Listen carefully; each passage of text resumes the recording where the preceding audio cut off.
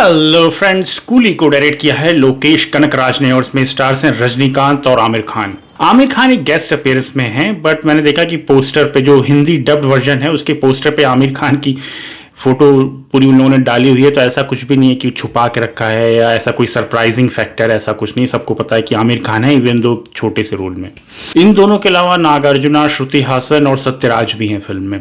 सबसे पहले मैं बात करते हैं लोकेश कनकराज की। आई थिंक जब विक्रम मैंने देखी थी कमल हसन की, तब मैंने डिस्कवर किया था लोकेश कनकराज को, और वो फिल्म कमाल की। मतलब उसको मैं 6-7 बार देख चुका हूँ। डिज्नी प्लस पर भी अवेलेबल है, तो उसको मैंने मल्टीपल टाइम्स उसको देखा है। जो खास बात है कनकराज की उस फिल्म में, अगर आप देखेंगे तो एक स्टाइलिस्टिक येट एक ग्राउंडेड थ्रिलर को कैसे बनाया जाता है और मल्टीपल स्टोरीज को एक साथ कैसे व्यू किया जाता है। और जो म्यूजिक था उस फिल्म में अनिरुद्ध का, पहली बार मैंने उस तरह का म्यूजिक सुना था। मतलब उसके पहले उस तरह का म्यूजिक मैंने सुना ही नहीं था। खासकर जो रोलेक्स का बैकग्राउंड स्कोर है उस फिल्म में, माइंड ब्लोइंग था।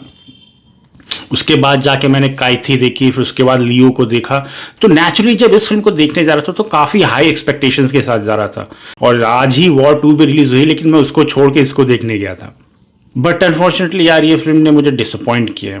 अभी तक की जितनी भी लोकेश कनकराज की फिल्में मैंने देखी हैं, उन सब में से सबसे वीक है ये फिल्म। स्टीवन स्पीलबर्ग का मैंने इंटरव्यू एक बार सुना था। उन्होंने कहा था कि आप कितनी भी ज्यादा थ्रिल डालने, एक्शन सीन्स डालने, अगर आपके पास एक story which is worth telling नहीं है, तो आप सुपरफिशियली कुछ भी ऊपर ऊपर कर लें, किसी भी स्टार को ले लें, वो फिल्म काम नहीं करेगी। और यहां पर वही सेम चीज हुई है। और जो स्टोरी कनकराज बता रहे हैं वो स्टोरी ही इंटरेस्टिंग नहीं लगी मुझे। जो प्लॉट है मैं आप थोड़ा सा बता देता हूँ। रजनीकांत का जो कैरेक्टर है वो एक कूली है, और मतलब एक यूनियन लीडर टाइप का कैरेक्टर है आप कह सकते हैं। और वो अपने दोस्त की मौत की छानबीन कर रहा है। उसको बहुत बड़े किसी माफिया टाइप के कैरेक्टर ने, नागार्जुना के कैरेक्टर ने उसको मार दिया है, और वो उसकी बेटी के साथ मिलके उसकी छानबीन कर रहा है। डिटेक्टिव टाइप की स्टोरी, मतलब फुल ऑन मसाला वगैरह उस टाइप की कहानी है। तो ये कहानी जिस तरह से कही गई है बहुत ही फ्लैट लगती है। मुझे कोई भी इंटरेस्ट ही नहीं था फिल्म में। खासकर जो पहला हाफ है वो तो बिल्कुल ही मैं कहूँगा फ्लैट था। मैं ये नहीं कहूँगा कि बेकार था, बट कुछ भी एक्साइटिंग नहीं हो रहा है।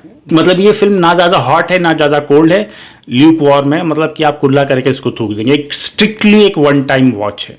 सेकेंड हाफ में फिल्म थोड़ी सी बेहतर होती है ऑब्वियसली, लेकिन वो भी कुछ बिट्स एंड पीसेस में, जो कुछ कमाल के ट्विस्ट एंड टर्न्स आते हैं, कुछ एक आध स्लो मोशन के शॉट्स हैं, वो अच्छे हैं, बट वो फ्यू एंड फार बिटवीन है।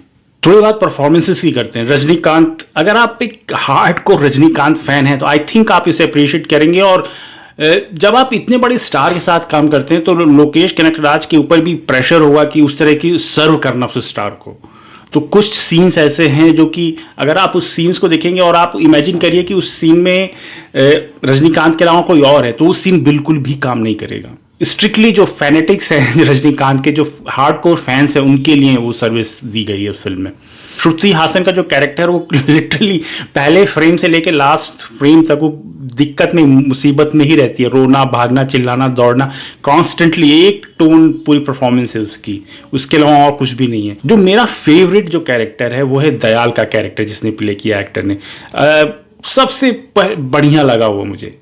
उसकी पूरे कैरेक्टर की एक आर्क है, उसकी पूरी एक बैकग्राउंड हिस्ट्री है, स्टोरी है पूरी, और वो कमाल का इंटरेस्टिंग लगा। रजनीकांत के कैरेक्टर से भी ज़्यादा इंटरेस्टिंग मुझे वो लगा। मैं उससे ज़्यादा देखना चाह रहा था बजाय रजनीकांत के। थोड़ी सी बात एक्शन की कर लेते हैं। रजनीकांत और लोकेश कनकराज हैं तो एक्शन भी है। बहुत से ज़्यादा हैंड टू हैंड कॉम्बैट वाले सीन्स हैं और बहुत ही बुरा action, to be very honest. Mummy एक आध सीन्स तो ऐसे थे कि आप क्लियरली देख सकते थे कि रजनीकांत का हाथ इतनी दूर से जा रहा है मुंह से, इतनी बुरी तरह से एडिटेड है। तो जैसा मैंने कहा, ये फिल्म एक स्ट्रिक्टली एक वन टाइम वॉच है। एक बार आपने देख लेंगे, one is good enough for you. या इस मैं काफ़ी डिसअपॉइंटेड था। जैसे मैंने बताया, मेरी एक्सपेक्टेशंस बहुत ज़्यादा हाई थी और फिल्म उस पर खरी नहीं उतरी। फिल्म का रन टाइम है 2 घंटे 48 मिनट, और आप फील करते हैं वो 2 घंटे 48 मिनट। मतलब पहला हाफ जैसे मैंने बताया कि बिल्कुल इतना ज़्यादा अनइंटरेस्टिंग था कि आप बार बार घड़ी देखेंगे। फिल्म है रेटेड UA 16+। तो दैट्स इट।